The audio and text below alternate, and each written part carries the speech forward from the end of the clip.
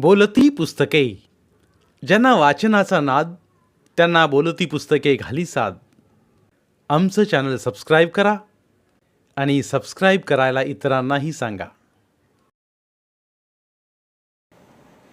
नमस्कार श्रोते मित्र हो, बोलती पुस्तके सादर करीत आहे लेखक गणपत जाधव लिखित कथा सपान. सरूचं माहेर चांगलं श्रीमंत नसलं तरी खाण्यापिण्याची तारांबळ नसायची. वयाच्या 16व्या वर्षी लग्न झालं. नवरा चांगला देखणा, धडानं मजबूत, 4 माणसात उठून दिसणारा मिळाला. पण सासरच्या घरात कष्टाभिगार चूल पेटायची नाही. सरू या घरात आली आणि महादाच्या संसारात रमून गेली. सासू कधी वारली होती हे महादालाही नीटसं सांगता येत नव्हतं. म्हातारा सासरा संसाराला हातभार लावायचा केविलवाना प्रयत्न करीत होता. महादाचा जीव सरूत अडकला आणि सरूचाही जीव महादात. महादा कष्ट करायचा. गाठीला 2 पैसे बांधून ठेवलं होतं, अडीअडचणीला येतील म्हणून. बघता बघता लग्नाला 7-8 महिने होऊन गेले. सरूच्या पोटाचा आकारही वाढू लागला.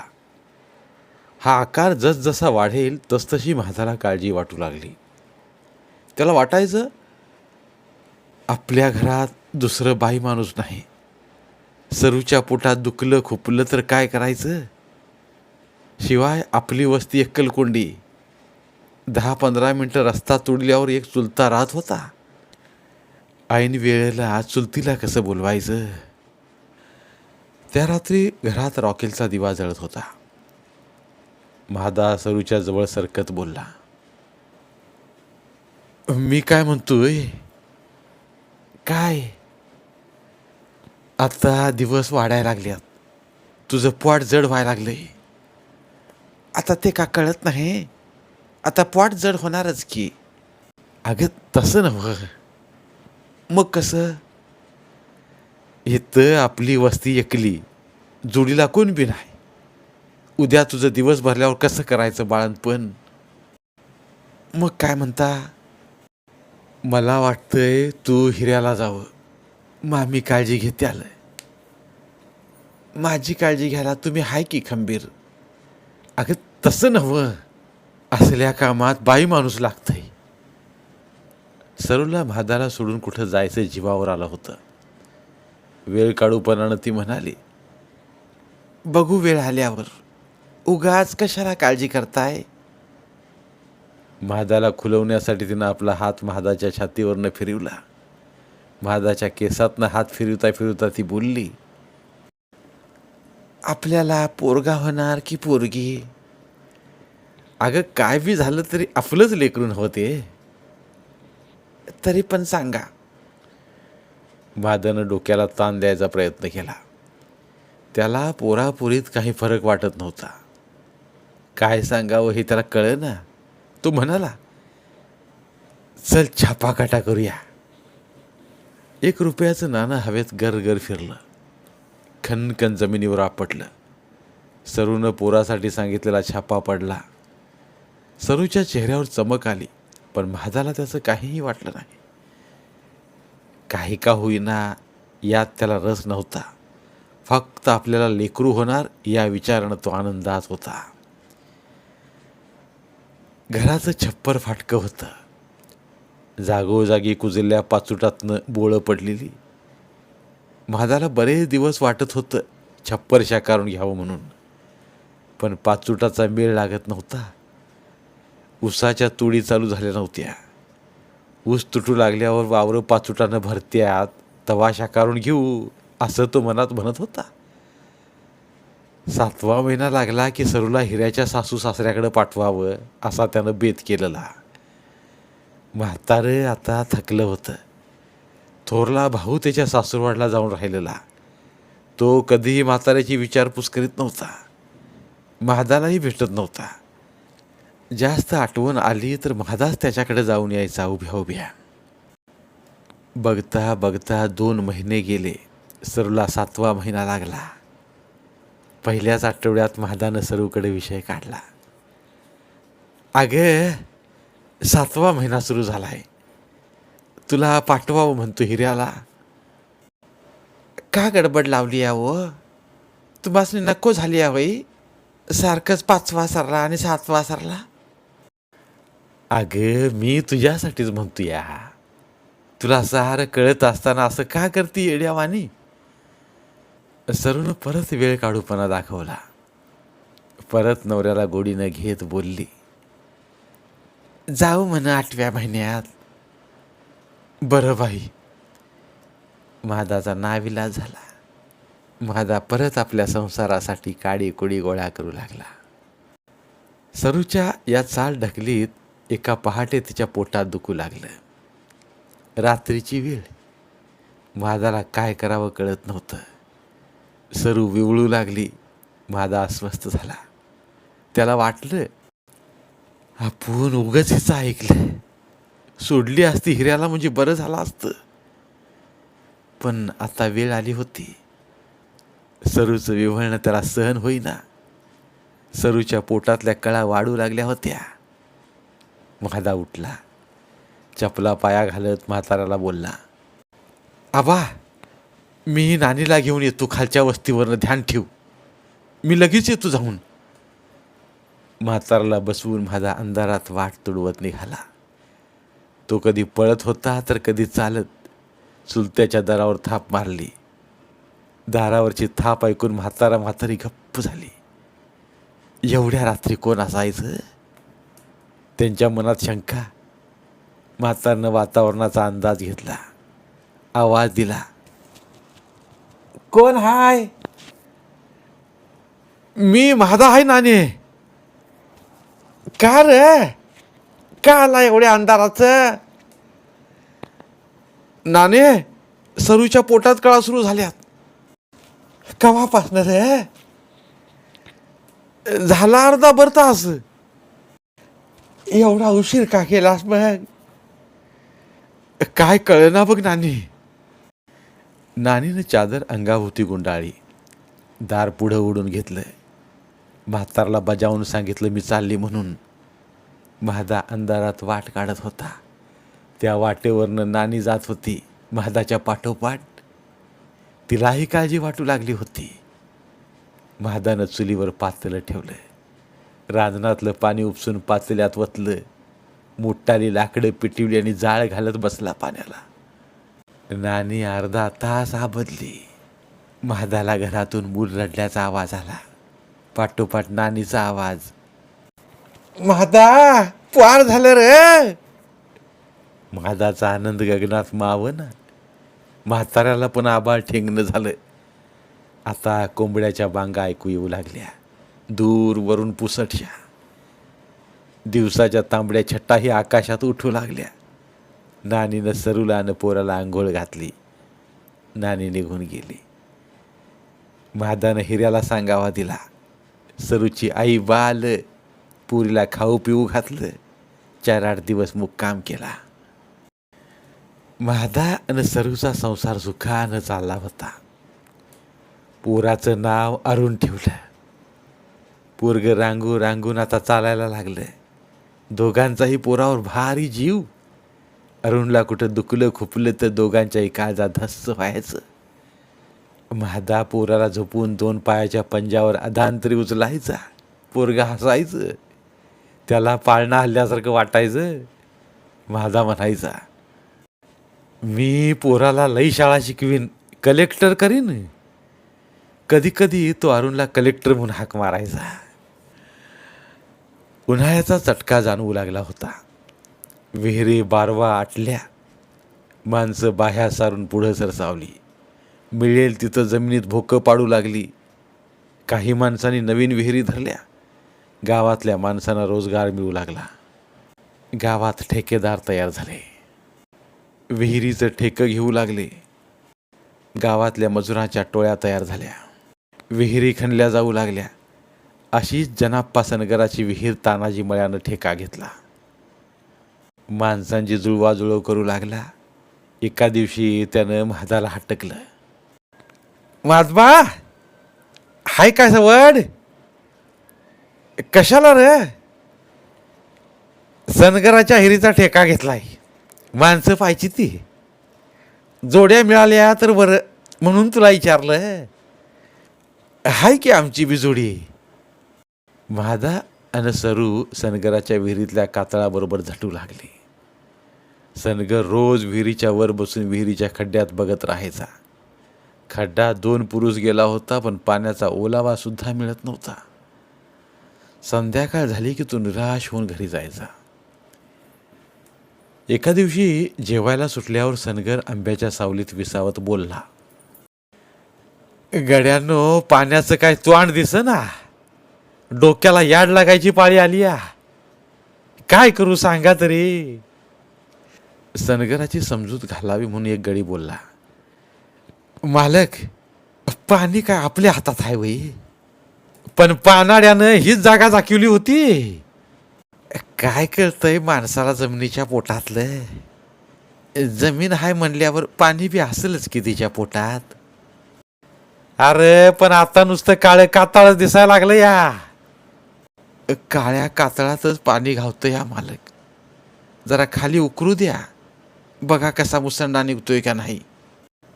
या दोघांच्या बोलण्यात मध्येच तोंड खुपसत माणिक बोलला, मालक, बामणाला तरी विचारून बघा. मध्येच बोलण्यानं वैतागला पहिला गडी बोलला, अरे काय कळतंय बामणाला, उगाच थातूर मातूर सांगतेयात. या बोलण्यावर डाफरतच माणिक बोलला, अरे ये गप, मौदाचा बामण बरोबर सांगतो या. सनगरानं माणिकचं बोलणं मनावर घेतलं. मौदाचा बामण नावाजलेला होता. सनगराची मोटरसायकल भरधाव वेगानं निघाली बामणाकडे फुपाटा उडवीत. त्याच्या मनात 1000 विचार येत होते. विहिरीला पाणी नाही लागले तर व्याजानं काढलेला पैसा पाण्यातच जाणार. शेजारचा भोसल्या आपल्या वाईटावरच हाय, त्याला हसू फुटणार. बामणाच्या दारात सनगरानं खचकन ब्रेक दाबला गाडीचा. गाडीचं स्टँड मारत बामण काकाच्या घरच्या उंच ओट्यावरनं नजर फिरवली. काकाच्या भोवती 4-5 माणसं बसलेली. त्यांच्यात कसलं तरी बोलणं चाललेलं होतं. सनगरानं जवळ जात, राम राम काका. राम राम एवढंच उत्तर. सनगर बाजूला जाऊन बसला. 15-20 मिनिटांनं ती लोकं उठली आणि रस्त्याला लागली. काकाने सनगरावर नजर टाकली. सनगर पुढं सरकला. तोंड उघडलं. काका, विहीर धरली या शेतात. 3 परसावर खड्डा गेलाय, पण कुठं वल्हाव आपण दिसना. काकानं सनगराच्या तोंडाकडे निरखून बघितलं आणि बोलले, पाणी कुणाकडनं बघितलं?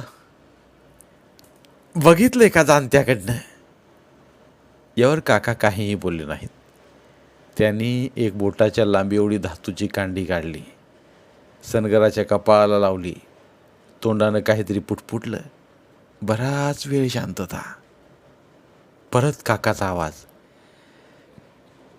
तुमच्या विहिरीला खूप पाणी लागेल. खरंच काका? होय खरंच, पाण्याची नदीच वाहते तुमच्या विहिरी शेजारून. सनगराच्या चेहऱ्यावर हसू अवतरलं होतं. काका मात्र गंभीर दिसत होते. सनगरानं 100 रुपयाची एक नोट आणि 1 रुपयाचं एक नाणं काकाच्या हातावर ठेवून सनगर उठला. मोटरसायकलला किक मारली. आनंदातच घर गाठलं. सनगरानं कामाचा वेग वाढवायला तानाजी माळ्याला सांगितलं. सनगर बसूनच राहू लागला कामावर. सुरुंगाच्या धक्क्यानं काळ्या कातळाच्या ठिकऱ्या उडत होत्या. खड्डा खाली खाली जात होता. आज दुपार झाली तरी भाकरी खायचं कुणी नाव घेतलं नाही. उकाड्यानं अंग भाजून निघत होतं. आभाळात कोकण्या निघाल्या होत्या. अवकळ गाभाण्याची शक्यता होती. त्यामुळं अंगातनं सारखा घाम पाजरत होता. अरुण आंब्याच्या सावलीत खेळत होता. पहार खणखणत होती. एवढ्यात बाळ्या ओरडला, मालक, पेढा ना पेढ. बाळ्याच्या पहारीनं ओला दगड काढला होता. सनगराला आनंद झाला. सगळ्यांना उत्सुकता वाटू लागली. यारीचं बकेट वेगानं खाली वर व्हायला लागलं. आता सगळ्यांच्या पोटात कावळं वरडायला लागलं. यारी ड्रायव्हरनं आवाज दिला, ए गड्यांनो, 2 घास खाऊन घेऊया, येळ झालाय. ड्रायव्हरच्या आवाजाला प्रतिसाद मिळाले. विहिरीतले गडी विहिरीच्या बाहेर पडू लागले. बायका आंब्याची सावली धरून बसल्या. म्हादा, बाळू आणि ज्योत्या विहिरीतच होते. म्हादाला झुळझुळणारी सांद सापडली. म्हादा पहारेनं सांदीला हलवू लागला. दोघं बघत उभे होते. यारी ड्रायव्हरनं बकेट विहिरीत सोडलं आणि बजावलं, हे शेवटचं बरं का? हो हो, विहिरीतनं आवाज आला. आंब्याखालच्या माणसाने आपापल्या भाकरी सोडून कालवनाची देवाणघेवाण सुरू केली होती. सरू मात्र आपल्या नवऱ्याची वाट बघत बसलेली. अरुण भाकरीचं तुकडं मोडून चाबलत होता. विहिरीतल्या गड्याने बकेट भरलं. काळ्या कातळानं बकेट उचललं गेलं तसा ज्योत्या विहिरीच्या मध्यावर येऊन थांबला. बकेट वर वर चाललं. महादाची पहार त्या सांधीत घुसली. बाळू उत्सुकतेने बघत होता. बकेट वर विहिरीच्या तोंडाकडे सरकू लागली. पहारेनं सांधीच्या बाजूचा दगड उडवला. बक्कन पाण्याचा मुसंडा बाहेर आला. आवाजानं जेवायला बसली माणसं नवलाईसारखी एकमेकांकडे बघू लागली. त्यांच्या मनात कशाचा आवाज? दुसऱ्या क्षणी दुसरा आवाज. यारीचं बकेट ओझ्यानं तुटलं. काळ्या कातळाचं खडपान विहिरीत कोसळलं बकेटसह. विहिरीतून हृदय हलवणाऱ्या किंकाळ्या घुमल्या. आंब्याखालच्या सगळ्यांच्या काळजाचं पाणी पाणी झालं. भाकरी जागेला सोडून माणसं पळाली. विहिरीत पाण्याचा मुसंडा वाहत होता. त्यात म्हादा आणि बाळूचे रक्तबंबाळ मुडदे पडले होते. सरूनं हंबरडा फोडला. सगळा विहिरी काठ धाय मोकलून रडू लागला. सनगराचं डोकं बधीर झालं होतं. विहिरीवर आक्रोश माजला. आकाशातल्या कोकण्या एका जागी गोळा झाल्या. अंधारून आलं आणि त्याही रडू लागल्या धाय मोकलून. अरुणला मिठी मारून पतिव्रता नवऱ्यासाठी हंबरडा फोडत होती. सारं रान अवकाळी पावसाच्या पाण्यानं चिंब भिजून निघत होतं. तेवढंच पाणी विहिरीवरच्या लोकांच्या डोळ्यांतून वाहत होतं. पावसाचा जोर जरा कमी झाला. ओढ्याच्या काठावर 2 सरणं जळत होती धुपत धुपत. सारा गाव गलबलला, गहिवरला. सरूला धरणी माय जागा देईना. जीवापाड प्रेम केलं होतं नवऱ्यावर. आता जगणं नको वाटत होतं तिला. पण पोटच्या गोळ्याकडे बघितलं. नवऱ्याच्या मरणाचं दुःख पिऊन घेतलं. घटाघटा अश्रूंच्या थेंबाबरोबर. नावेचा नावाडी नदीच्या धारेत नाव सोडून निघून गेला होता. सरूचं कपाळ पांढरं झालं. म्हाताऱ्याची वाचाच बंद झाली. ते कुणालाही बोलना. नुसतं अश्रू ढाळत होतं घळाघळा. पोटचा गोळा गेल्याचं दुःख कसं पचणार होतं म्हाताऱ्याला. पण त्यानंही धीर धरला. सरूला आधार दिला. सरू सावरली पोटच्या गोळ्यासाठी.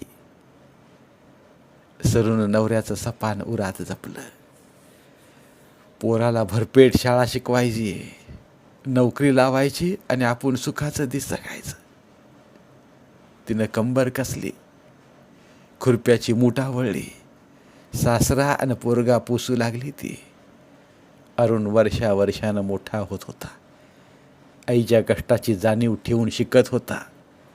तालुक्याला रोज जायचं. कुणाच्या तरी सायकलवर बसायचं. कधी कधी सायकल नसली तर चालत चालत तालुका गाठायचा. त्याला आईची ओढाताण बघवायची नाही. शाळेला मोठी सुट्टी असली की कुणाच्याही शेतात कामाला जायचा. तो शाळेतनं कधी लवकर घरी आला नाही तर सरू आणि म्हाताऱ्याच्या डोळ्याची पापणी पडायची नाही. असाच तो आषाढातला दिवस. पावसानं धुमाकूळ घातलेला. 3 दिवस झालं पाऊस उघडायचं नाव घेत नव्हता. सगळीकडं पाणीच पाणी. कामं बंद झालेली. वावरात पाण्यानं चिखलाचा न गवताचा चिबडा झालेला. रोजगारी आपापल्या घरात निवांत बसून होते. चहाची पातेली चुलीवरून उतरत नव्हती. हवेत गारटा भरलेला. प्रत्येक जण काहीतरी पांघरून घेऊन ऊब निर्माण करीत होता. गेले 3 दिवस अरुण शाळेला गेला नाही. पाऊस तोंडच काढू देत नव्हता बाहेर. आज सकाळी थोडी उघडीप झाली. सूर्यानं दर्शन दिलं. गावातली इतर पोरं आपापल्या घरात बसून होती, पण अरुण शाळेला गेला. किराणा दुकानातनं लोकांनी गर्दी केली. पिठाच्या गिरण्यात गर्दी केली. माणसांना सुटल्यासारखं वाटलं, पण कशाचं काय. दुपारी परत आभाळ भरून आलं. सूर्याची किरणं ढगांच्या गडगडाटाला घाबरली. सगळीकडे अंधारून आलं. सरूनं दिलेला चहा संपून म्हातारं दाराच्या तोंडाला आबाळाकडे बघत बसलं. सरूला मात्र शंकेनं घेरलं. आता पाऊस आला तर पोरगं कसं येईल. आडव्या ओढ्याला पाणी वाढलं होतं. आता पाऊस आला तर ओढ्याला पूर येईल. माणसाला इकडचं तिकडं जाता येणार नाही. आडव्या ओढ्याचा पूर म्हणजे मृत्यूच. प्रत्येक वर्षी एक तरी माणूस वाहून नेल्याशिवाय या ओढ्याला चैन पडत नव्हती. त्याला 12 कोसावरनं पाणी यायचं. हा विचार आला आणि सरू कावरी बावरी झाली आणि आभाळाकडे बघत राहिली म्हाताऱ्यासारखी. बघता बघता पावसाला सुरुवात झाली. पाण्याचं मोठालं थेंब साचलेल्या पाण्यावर नाचू लागले. पावसाचा जोर वाढला. 4 फुटावरचं दिसायला मुश्किल झालं. बसल्या बसल्या ती म्हाताऱ्याला म्हणाली, मामंजी, पोरग कुठं असेल व? पोरे, मला भीतीच काळजी लागली. अरुणला हा जाऊ नको म्हणलं तर ऐकायला नाही. सरूचं ऐकून म्हातारं बोललं, ह्यो आडवा वडा लई खुणशी आहे. वय, मला बी भीती वाटायला लागली. आता पावसाची रिपरिप जोरदार वाढली. सगळीकडं पाणीच पाणी दिसत होतं. या ओढ्यातनं जाणाऱ्याला कल्पनाही नसायची आपण आता वाहून जाणार याची. 4-5 मिनिटात वरनं पाण्याचा लोंढा यायचा आणि ओढ्यातून चालणाऱ्या वाटसरूला वाहून न्यायचा. सरूच्या मनाची थरथर वाढली. ती अधीर झाली. एवढ्यात ओढ्याच्या कडेला मासे पकडायला गेला कोळ्याचा नाम्या सांगत आला. ओढ्यात शाळकरी मुलाचं प्रेत पाहिलं म्हणून सरूचं मन वाऱ्यासारखं बेभान झालं. ती उठली, पदर खोचला. म्हाताऱ्याकडे एक बार बघितलं मुक्यानंच. पडत्या पावसात ती घराबाहेर पडली. चिखल तुडवत आडव्या ओढ्याच्या वाटेनं निघाली ती. आकाशातले ढग एकमेकावर घासत होते. विजा कडाडत होत्या. पाऊस वेगानं कोसळत होता. दुपार असूनही अंधार पडल्यागत वाटत होतं. झाडावरची पाखरं घाबरून गुमान बसून होती आपापल्या घरट्यात.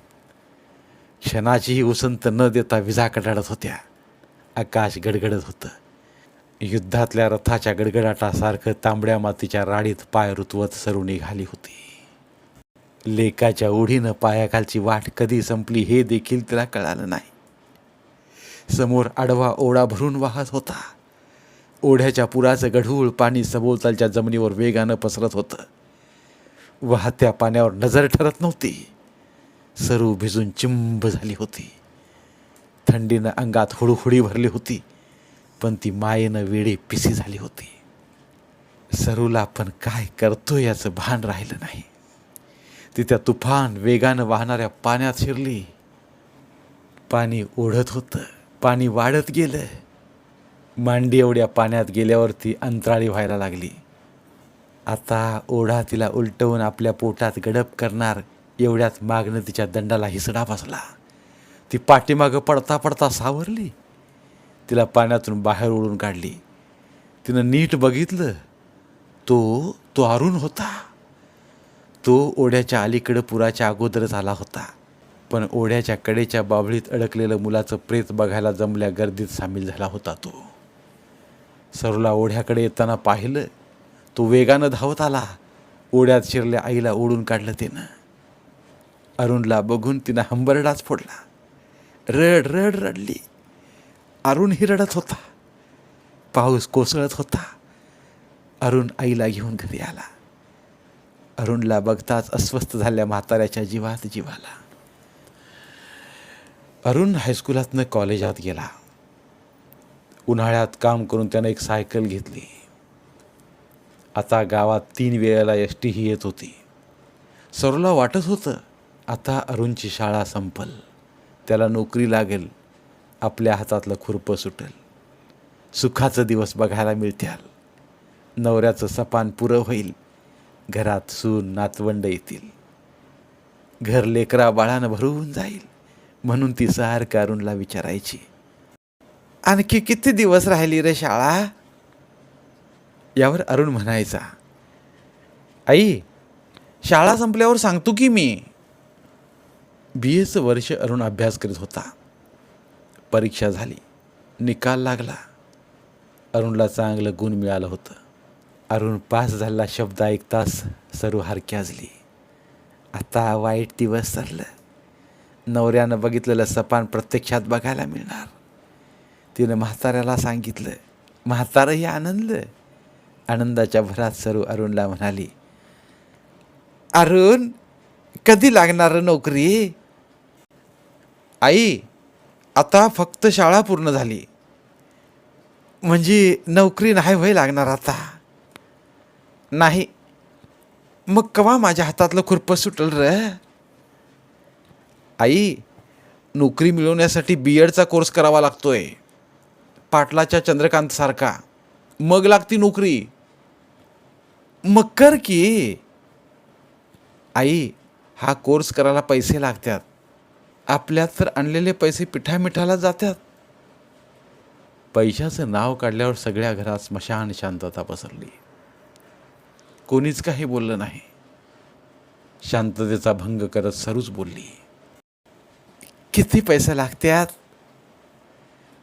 मला नक्की माहीत नाही, चौकशी केली नाही मी. तरी पण कोर्स पूर्ण करायला 30,000 रुपये लागतील. 2 दिवस आलं तसं निघून गेलं. सरूनं 10,000 रुपये कधी बघितलं नव्हतं, आणि एवढं पैसे कोण देणार? फाटक्या झोपडी बिगार काहीही नाही. अरुण ही रोज काळजी करून काळा ठिक्कर पडत चालला होता. फॉर्म भरायला सुरुवात झाली होती. लवकर विचार होणं गरजेचं होतं. निदान कॉलेजाच्या फी पुरतं तरी पैसे जवळ असणं गरजेचं होतं. गप्प बसणाऱ्या अरुणला बघून सरू परत घोरात पडली. त्या दिवशी जेवताना आपल्या मनातली अढी उकलावी म्हणून ती बोलली, अरुण, एवढं पैसे कुठनं आणायचं रे? आपलं घर तर माझ्या खुरप्यावर चालतं या. अरुणही अस्वस्थ झाला. दम्यानं घाईला आलेलं म्हातारं अरुणच्या जवळ सरकलं आणि बोललं, काळजी करू नकोस, मी बघतो कोण हात उसनं दे पैसे देतंय काय. आज्या, हात उसनं पैसे द्यायचा तुझा जमाना संपला. लोक व्याजानं धंदा करायला लागली आहेत. तुझा कोर्स होईपर्यंत किती व्याज होईल रे? घेऊ व्याजानं आणि फेडू तुला नोकरी लागल्यावर. सरूला पण सासऱ्याचं बोलणं पटलं. ती म्हणाली, वय मामंजी, तुम्ही म्हणताय ते बरोबर आहे. वर्षाभरानं देऊन टाकू पैसे. म्हातारं खोकत खोकत सकाळी संपतच्या घरी गेलं. संपत गावाचा सावकार, व्याजाचा धंदा. संपतच्या हातापाया पडलं ते.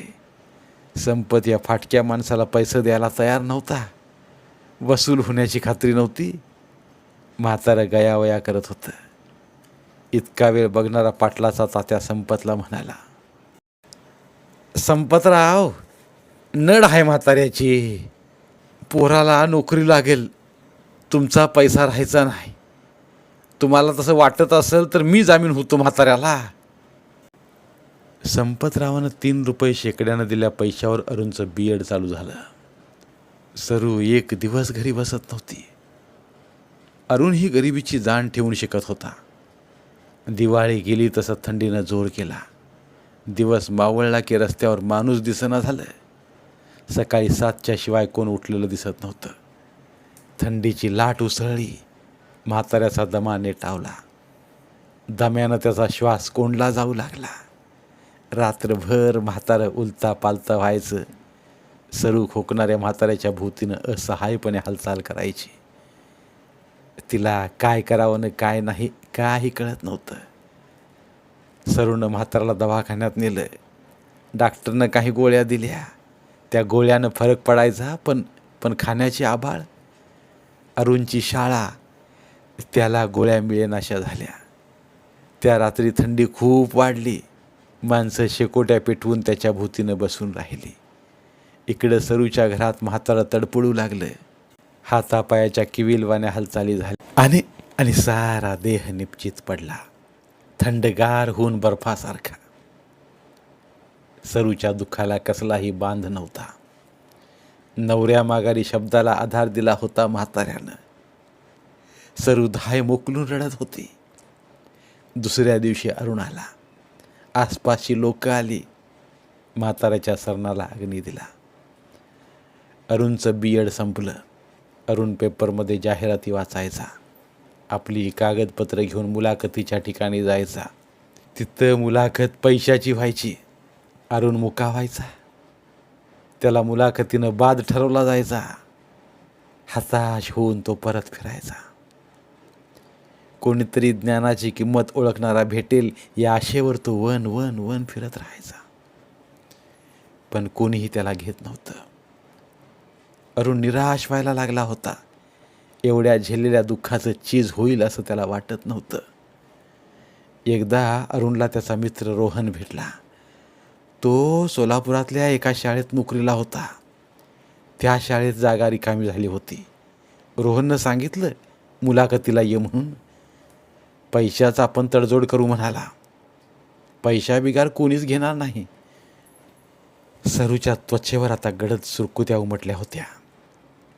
पोराला नोकरी लागेल या आशेवरती दिवस काढत होती. रात्री जेवता जेवता अरुण म्हणाला, आई, उद्या मला सोलापूरला जायचं आहे. लवकर नोकरी मिळेल ना उद्या? बघू, मिळेल असं वाटतंय. सरूच्या मनात आनंदाचा गारवा निर्माण झाला. तिला वाटलं आपलं सपान उद्यावर आलं. एवढी रात्रच मधी ती आनंदली. उद्या लवकर उठून पोराला वाटेला लावायचं या विचारातच ती झोपी गेली. पहाटेला कोंबडं आरवण्याचा आवाज तिच्या कानावर आला. ती गडबडनं उठली. तिला वाटलं उशीर झाला की काय. बाहेर गडद काळोख होता. जवळचं काहीही दिसत नव्हतं. तसं सरूला आता दिवसाही नीटसं दिसत नव्हतं. नजर अधू अधू होत चालली होती. ती काळ्या मिट्ट अंधारात अदमासानं धडपडत होती. जळणाच्या ढिगाऱ्यातून काटक्या मोडल्या, एकावर एक रचल्या, चुलीजवळ आणून टाकल्या. काड्याची पेटी शोधू लागली. काड्याची पेटी सापडत नव्हती. तिनं सारं आडं देवळ्या धुंडाळ्या. वैतागून ती खाली बसली. एक हात जमिनीवर टेकला तर काडीपेटी हाताखालीच आली. तिला आश्चर्य वाटलं आणि वाईटही. डोळ्याच्या अधू नजरेला दोष देत ती उठली. काटक्या चुलीत घातल्या. त्यावर थोडं राखेल शिंपडलं. काडी ओढून चुलीत घातली. जाळ जळू लागला. काटक्या पेटू लागल्या. पेटणाऱ्या काटक्यांना बघत सरू गुमान बसून राहिली. पातेल्यातल्या पाण्यात हात घालून तिनं बघितलं. पाणी तापलं होतं.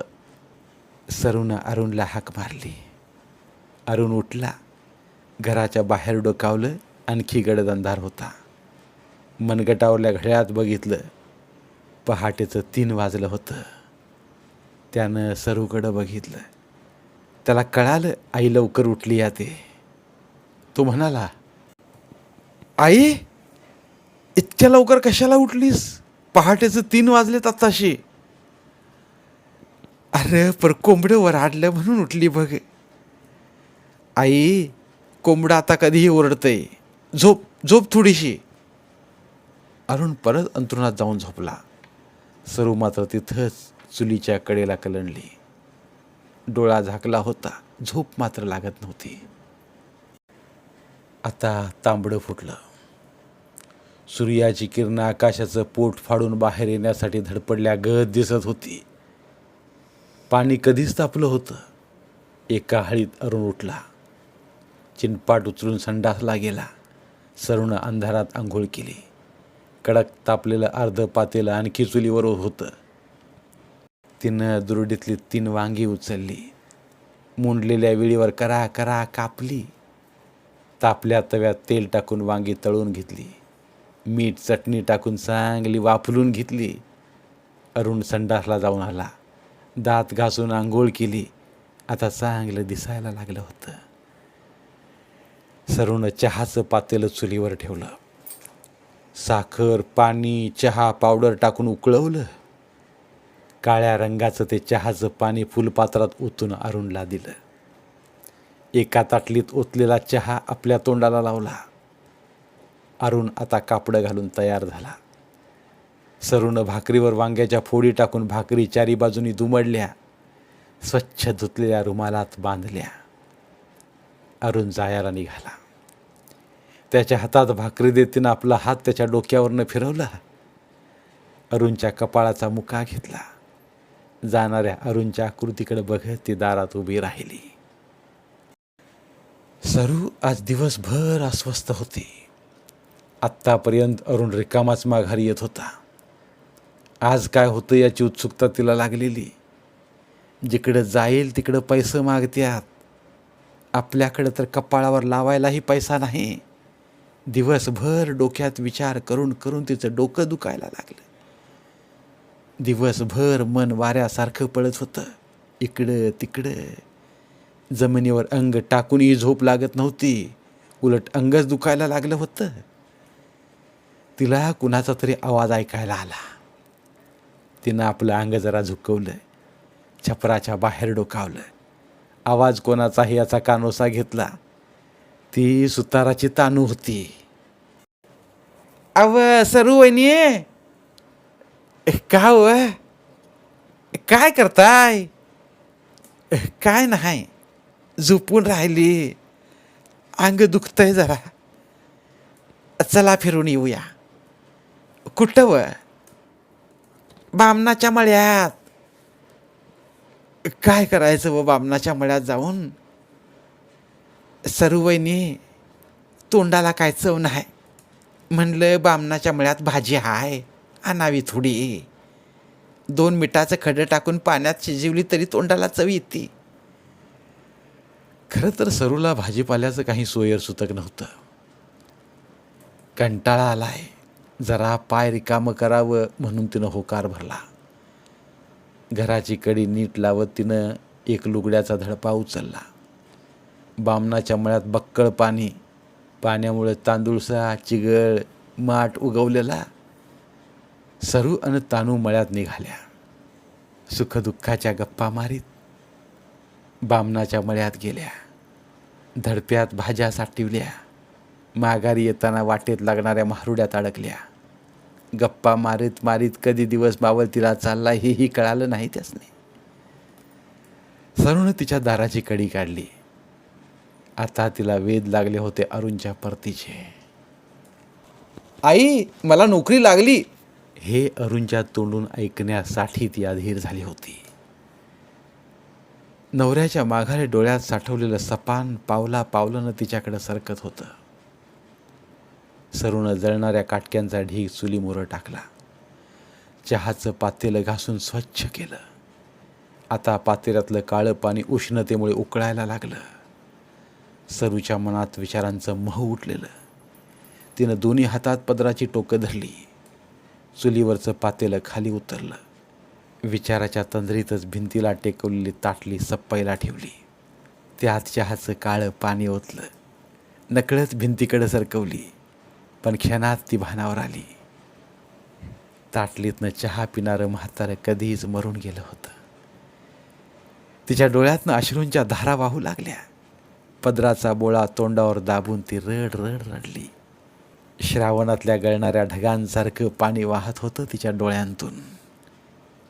सरूनं डोळं पुसलं. ताटलीत ओतलेला चहा आपणच पिऊन टाकला. सरू आता ओट्यावर बसली. अंधारात दिसणाऱ्या प्रत्येक आकृतीला ती फसायची. पण आता ती फसली नाही. अरुण आला. काही न बोलताच घरात गेला. सरू उठली. अरुणच्या मागनं घरात गेली. पाण्याचा तांब्या भरून त्याच्या हातात दिला. अरुणनं मुक्यानंच पाणी संपवलं. सरूच्या मनात चलबिचल सुरू झाली. तिच्या मनात कावदान उठलं. तिच्या मनात असंख्य प्रश्न वळवळत होते. शेवटी ती किती वेळ गप्प बसणार? ती बोलली, का र, का ग फाईस? काही नाही. घेतलं नाही वय तुला नोकरीला? नाही. सरूच्या काळजात धस झालं. तिचं बोलणं अडकळतच ती म्हणाली, काय म्हणले ते साहेब? पैसे मागतात. किती? 3 लाख म्हणतात, पण आपल्याला 50,000 कमी करतो म्हणाले. लाख म्हणजे किती हे सरूनं कधी बघितलं नव्हतं. फक्त तिला माहिती होतं एवढं पैसे श्रीमंतांकडे असतात हे. तरी पण सरू अरुणला म्हणाली, मग र दुसऱ्या शाळेत बघ. आई, खूप फिरलो. पाय मोडायची वेळ आली फिरून. पैशाशिवाय कोणीही जवळ ये म्हणत नाही. अरुण सगळं हताशपणे बोलत होता. त्याचं बोलणं ऐकून सरू खचत चालली. जे सपान बघण्यासाठी ती हाडाची काढ करत जगत होती, ते सपान दिसणार नाही या विचारानं सरू वेडी पिसी झाली. तिनं अंथरूण धरलं, अन्न पाणी सोडलं तिनं. कोणीही काढून तिची समजूत निघत नव्हती. ती अंथरुणातनं उठलीच नाही. सरूला आता पाणीही गोठवत नव्हतं. अरुणनं दवाखान्यात ॲडमिट केलं, पण सरूनं औषधालाही दाद दिली नाही. मनच खचल्यावर शरीर कसं उभारी धरणार? पिकल्या पानावर हिरवाई आलीच नाही. शेवटी सपान म्हणत सरूनं श्वास घेणं बंद केलं. नवऱ्याचं सपान पुरं करण्यासाठी उन्हा पावसात राबणारी सरू राखेत सामील झाली. अरुणच्या दुःखाला पारावार नव्हता. 10 दिशा सुन्या झाल्या होत्या. मायेचं कोणीच राहिलं नव्हतं. जगण्यासाठीही काही उरलं नव्हतं. तो एकटक बघत बसला आईच्या कुडीच्या झालेल्या राखेच्या ढिगाऱ्याकडं. धन्यवाद. पुन्हा भेटूया एका नवीन कथेसह. मराठीतील प्रतिभावंत लेखकांचं साहित्य, कथा, कादंबऱ्या ऐकण्यासाठी आमचं बोलती पुस्तके हे चॅनल सबस्क्राईब करा. आणि मराठी साहित्याचा प्रसार करण्यासाठी प्रत्येक मराठी माणसाला सबस्क्राईब करण्यासाठी आवाहन करा. आणि बोलती पुस्तके या साहित्य चळवळीत सहभागी व्हा. आपले पुन्हा एकदा धन्यवाद.